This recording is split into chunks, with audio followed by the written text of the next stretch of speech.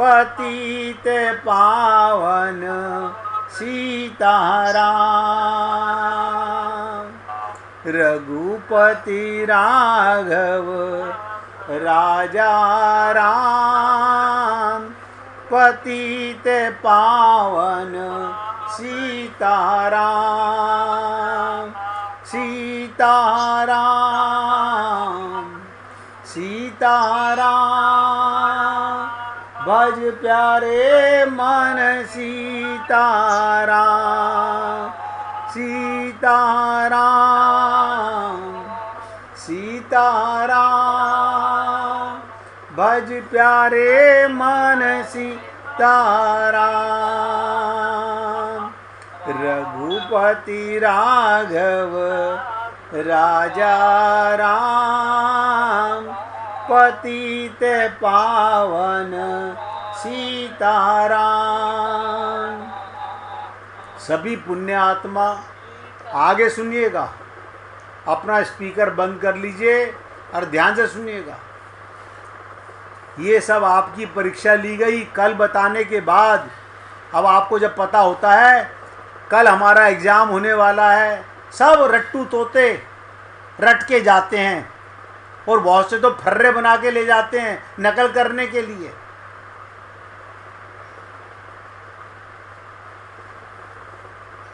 मैंने कई बार आपसे कहा मैं ये देखना चाहता हूँ कि आप कितना एकाग्र होकर सुन पाते हो। तो मैंने आपको बताया इस क्रम में जो ये 3 हैं, सबसे पहले मैनाक पर्वत परीक्षा लेने आया, फिर सुरसा आई, उसके बाद में सिंगिका आई, ये राहु की माता जो आकाश में उड़ने वाले को समुद्र में खींच लेती थी और खा जाती थी।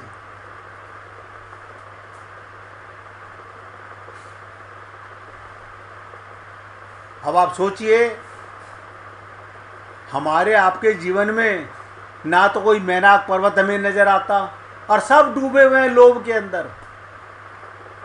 बार बार कहने से क्या होता है कि माया महाठगनी हम जानी। आज भी हम भगवान को गुरु को छोड़कर माया में लिप्त हैं पूरी तरह से। और क्या कहते हैं, नहीं नहीं हम तो सब भगवान के लिए काम करते हैं।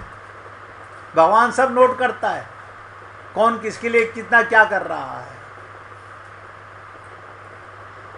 तो मैनाक पर्वत लोभ का पर्वत सुरसा परीक्षा लेने आई कि कहीं इसमें अहंकार तो नहीं है, अभिमान तो नहीं है। इसके बाद जब सिंगिका आई खाने के लिए, उसका वध कर दिया। अब आप सोच के देखिएगा आप किसका वध कर सकते हो।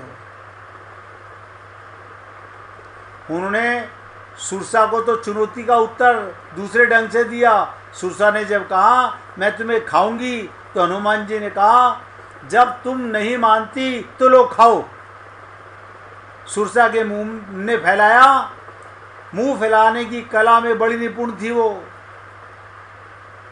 संसार में और अपने जीवन में भी हम और आप यही देखते हैं क्या, कीर्ति की कामना का मुंह फैलता जाता है। अगर किसी को आज 1 लाख रुपया दिया जाए और ये कहा जाए हर रोज तुम्हें बढ़ा करके 10 गुना मिलेगा, आप अगले दिन सुबह उठते ही 10 लाख का इंतजार करोगे, तीसरे दिन 1 करोड़ का इंतजार करोगे। कौन भगवान का नाम लेने वाला है। ये कीर्ति की कामना मुंह फैलाती चली जाती है। पहले मन में इच्छा होगी कि समाचार पत्रों में मेरा नाम छपे, फिर मुंह फैलाने के चित्र भी छपें, फिर टीवी में भी मेरा फोटो आए और अभिनंदन ग्रंथ भी छपे मेरे नाम के। मनुष्य को संतोष नहीं होता। ज़्यादातर लोगों की समस्या ये, स्वयं तो छोटे और सुरसा का मुंह बढ़ता चला जाता है। वो कैसे, सुनो, अभी कोई व्यक्ति पल का पता नहीं अगला पल हमारा सांस आए कि नहीं आए, हम मर जाएं, लेकिन लोभ बस ये काम मेरा हो जाए, ये काम मेरा हो जाए, मैं एक बार ये काम कर लूं, बस फिर मैं निकला। अरे बाबा, समझ नहीं आता, आंखें खोल के देखते नहीं। इस दुनिया में कोई संसार से एक कण लेके नहीं गया, एक बाल लेके नहीं जा सकते। क्या बटोर रहे हो आप? कहां पागल हुए पड़े हुए हो? यही तो सुरसा है।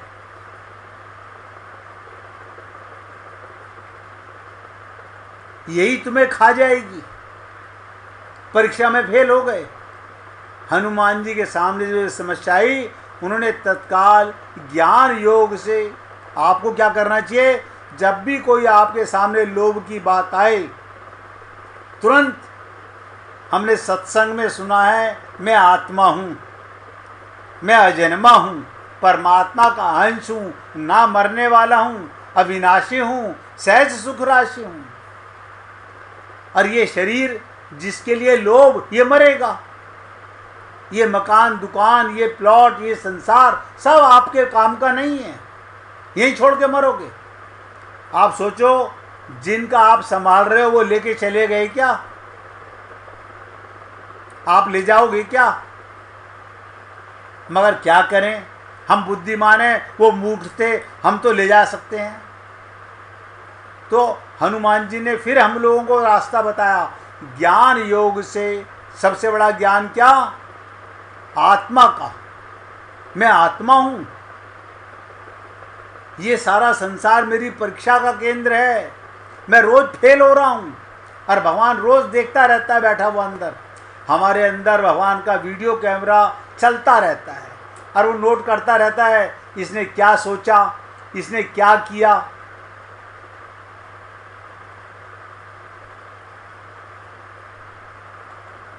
इस प्रकार लक्ष्यपति ने कहा, आप तो करोड़पति हैं, अभिमान हो सकता है, मेरी प्रशंसा हो रही है, किसी लखपति से कह दो आपके पास तो हजारों करोड़ रुपए हैं, आहा, वो उसको बैठा के जरूर मिठाई खिला के भेजेगा।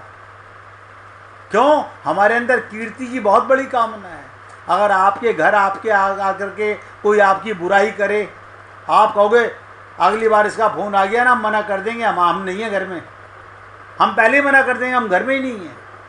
और आपकी झूठी तारीफ करे, उसे आप निमंत्रण दे दे के बुलाओगे। आप कॉफ़ी पे कब आ रहे हो, अब आप चाय पे कब आ रहे हो। अब आप सोचो, अगर आपका गुरु आपको ये सब बातें सुनाता हो, आप गुरु के पास कितना जाना चाहोगे? टाइम नहीं निकलेगा कभी भी जाने के लिए। क्यों? संसार के काम से फुर्सत मिल ही नहीं सकती। आपको लगता है वहां तो जाकर के मेरे को क्या सुनने को मिलेगा, मेरी परीक्षा हो जाएगी, मैं फेल हो जाऊंगा। हमारे अंदर आत्मज्ञान अभी भी नहीं हुआ है। तो हनुमान जी ने तुरंत अपना रूप छोटा किया, अभिमान मिटाया, और छोटे से बनकर सुरसा के मुंह में चले गए और बाहर आ गए। अब बोले, माता देखो, मैं तो आपके मुख में आया था, आपने खाया नहीं मेरे को। सुरसा तो परीक्षा लेने आई थी। सुरसा ने कहा, आशीर्वाद दिया कि तुम कामयाब होगे, और आप हम लोग कामयाब होते सुंदरकांड पढ़ के, जान के नहीं, समझ के नहीं, बस खाली पढ़ करके।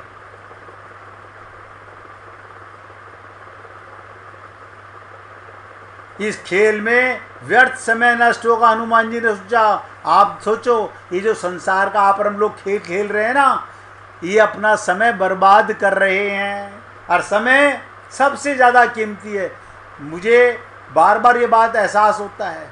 आज भी मुझे बहुत से लोग कहते हैं, शर्मा जी आपके पास तो लाखों रुपए रोज़ कमाने का मौका था, आपने कमाई छोड़ करके। मैंने कहा, मेरे को उससे बड़ी कमाई का चस्का लग गया, मुझे बड़ी कमाई का चस्का लग गया, तो ये कागज़ के चीथड़े कमा के क्या करूँगा? जो छोड़ के मरूंगा वो कमाई नहीं है, वो तो गंवाई है। धनवंता सोई जानिए, जापे राम नाम धन होए। हनुमान जी से बड़ा बनिया कोई नहीं,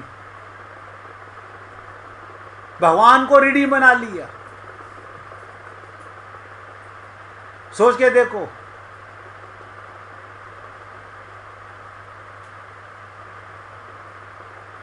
जो ही सुरसा से 100 योजन मुंह फैलाया, हनुमान जी अति छोटे हो गए। और आप देखो कितने छोटे हो, आपने अपने आप को कभी नहीं देखा, इस देह में अनुभव कर सकते हो।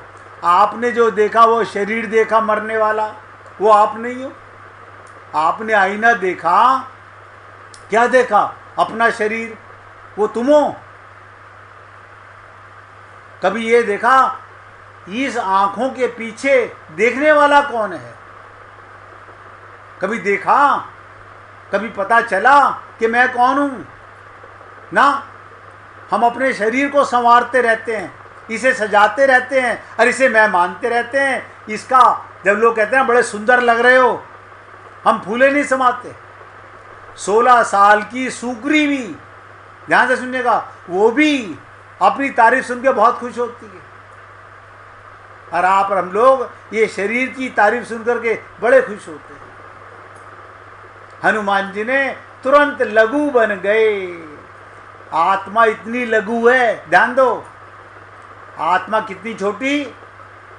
शरीर से निकलते समय हम कहते हैं हमारे पिताजी के हमारे सामने प्राण निकले, तो निकलते हुए देखे थे? नहीं देखे तो नहीं।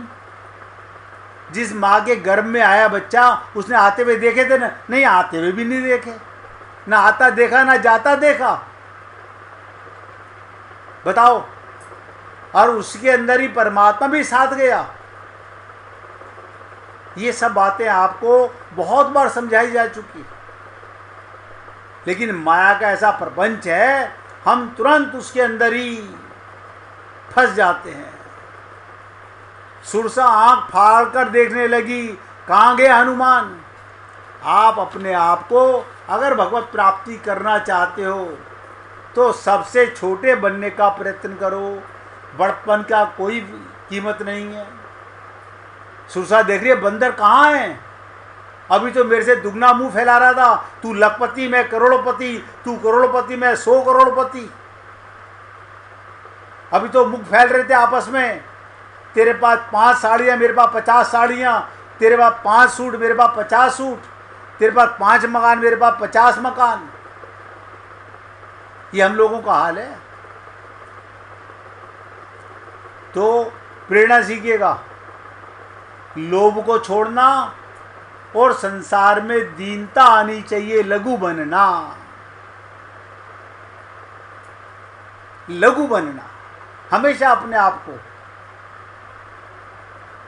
जितना अपने आप को छोटा मानोगे आप राइज कर जाओगे। हम स्वयं को बड़ा बताने की चेष्टा करेंगे तो भी संसार में होड़ लग जाएगी। यदि मध्य दृष्टि से लोगों की दृष्टि में आने की चेष्टा करोगे, इससे छुट्टी नहीं मिलेगी। इसलिए पुण्य आत्माओं, आप हम लोगों को शिक्षा लेनी चाहिए। हनुमान जी ने इसी दैन्य योग का आश्रय लिया और कीर्ति कामना रूपी सुरसा पर विजय प्राप्त की। मैंने कितनी बार आपसे कहा कि माया महाठगनी हम जानी। हम माया को पहचानते ही नहीं। अब नहीं पहचानते, फिर सुन लीजिएगा, जहाँ जहाँ मन जा लग जाई सो सब माया जाने हो भाई। मन परिवार में गया वो माया का, मन मकान में गया वो माया का, मन प्लॉट में गया वो माया का, काया में गया वो माया का। और आप और हम लोग ये मन भगवान में नहीं लगा सकते, क्योंकि हम फेल होते रहे हैं, अनंत जन्म हो गए, आज फिर मौका मिला है। इसलिए निवेदन करता हूँ, मुझे मालूम है आप लोगों को सुन के अच्छा नहीं लगेगा, लेकिन अगर वैद्य डॉक्टर आपको ठीक करना चाहे तो कड़वी दवा नहीं देगा तो क्या करेगा? आप सोचो, कोई शुगर का पेशेंट और वो कहे मुझे मीठी दवा दो, तो उसे शहद देगा खाने के लिए या बताशे देगा? उसे तो कहेगा ना करेले का जूस पियो। इसी प्रकार हाँ, आप और हम लोग तो पहले ही संसार में फंसे हुए हैं और हमारे गुरु संत महात्मा हमारी झूठी तारीफें करने लगे, हम बड़े खुश होते हैं। अब ध्यान से सुनिएगा, कल ही बता के चुका था, फिर आगे चढ़ रहा हूं। सुरसा के ठीक बगल में ये कौन, दो से निपटे नहीं, तीसरा आ गया। आपके जीवन में लोग क्या कहते हैं, बस ये काम मेरा हो जाए फिर मैं निहाल हो जाऊंगी। अरे बाबा, निहाल तो तुम हो, ये संसार के काम करके निहाल हो जाओगे? ये तो तुम्हारा पागलपना है। हनुमान जी जब कीर्ति की कामना से ऊपर उठे, सुरसा पर विजय प्राप्त की, अनोखी बात सिंगिका वहां पर, जहां पर सुरसा और वहीं पर सिंगिका है। तू उससे तो पास हो गया, लेकिन मैं तो खाके रहूंगी। अब आप और हम लोग सोचते होंगे ये सुरसा समझ में आ गई, मैनाक पर्वत समझ में आ गया। अब आपसे निवेदन करूंगा, अगर आप कहोगे हमारे जीवन में सिंगिका तो कोई नज़र नहीं आती खाने वाली, अच्छा आपको नज़र ही नहीं आता? आपका रोजाना समय बर्बाद हो रहा है। आप किससे फोन पे बातें करते रहते हो, किससे पूछते रहते हो हालचाल? मुझे बता दो, कौन है ऐसा आपके साथ जो भगवान की चर्चा करता हो?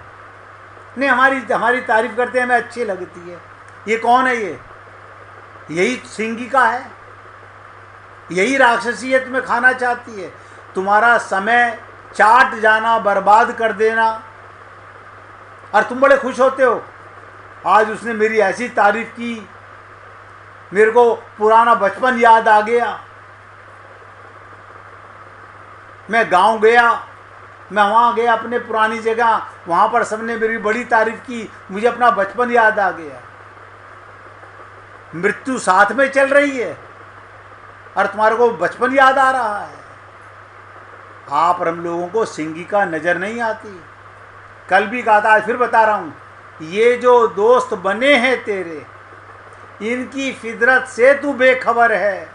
हाल पूछेंगे रो रो कर तेरा, और घर घर जा जा कर कहेंगे। निवेदन कर रहा हूँ, अगर भगवत प्राप्ति करनी है तो ये शरीर मिला हुआ है। पशु योनि में भगवत प्राप्ति नहीं होगी, पक्षी योनि में भगवत प्राप्ति नहीं होगी। इसीलिए सर्वश्रेष्ठ शरीर हमारा आप लोगों को मिला है।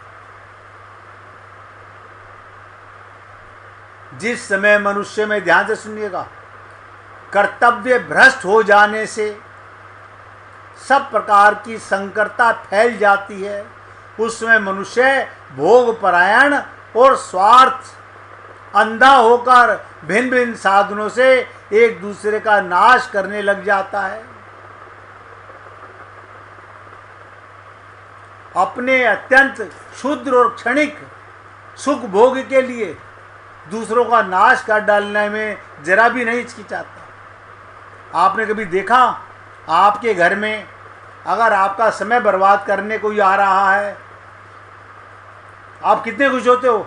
आज मज़ा आ गया, 4 घंटे उसके साथ बैठ के, क्या मज़ा आ गया। मतलब मल मंथन करने से मज़ा आता है आपको? ये आपका माइक मन, देह का मन है जो आपको खुश करता है। ये सुख भोग के लिए दूसरों का नाश कर डालने पर जरा भी नहीं हिचकते। उसमें अत्याचार बढ़ जाने पर उसी के साथ साथ नई नई देवी संपत्तियां, विपत्तियां भी आ जाती हैं, जिसके कारण सभी प्राणियों के लिए आवश्यक खान पान, जीवन धारणाएं सब बिगड़ जाती हैं। कल आपको वैष्णो देवी का बता के चुका हूँ। हम लोग बड़े खुश होते हैं, हम वैष्णो देवी गए, हमारी ये कामना पूरी कर दी। कल बताया था ना, एक बच्चा मिल गया, उसके बच्चा नहीं होता था वैष्णो देवी जाने से, अब वो सारे में ढिंडोरा पीट रहा है, वैष्णो देवी ने मुझे बच्चा दे दिया। 2 साल बाद फिर गया, वहीं पर बच्चा मर गया। अब सारे में क्या ढिंडोरा पीट रहा है, अरे कोई वैष्णो देवी नहीं, सब बेकार है, सब गोरख धंधा है। हम तो ऐसे ही झूठा आश्वासन ले रहे थे। बताओ, पड़ोसी के 10 बच्चे, हमारा एक हुआ, वो भी मार दिया। अब आप बताओ कितना विश्वास है आपको वैष्णो देवी पर। अगर विश्वास है तो अपने अंदर बैठा हुआ परमात्मा,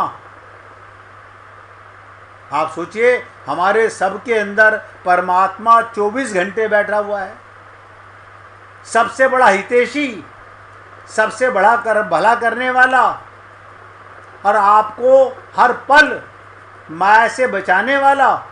लेकिन हमें बचना ही नहीं चाहते।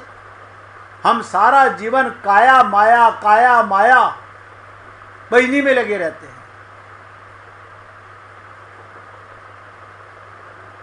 काया और माया के चक्कर में ये व्यक्ति अनंत जन्मों से फंसा हुआ है।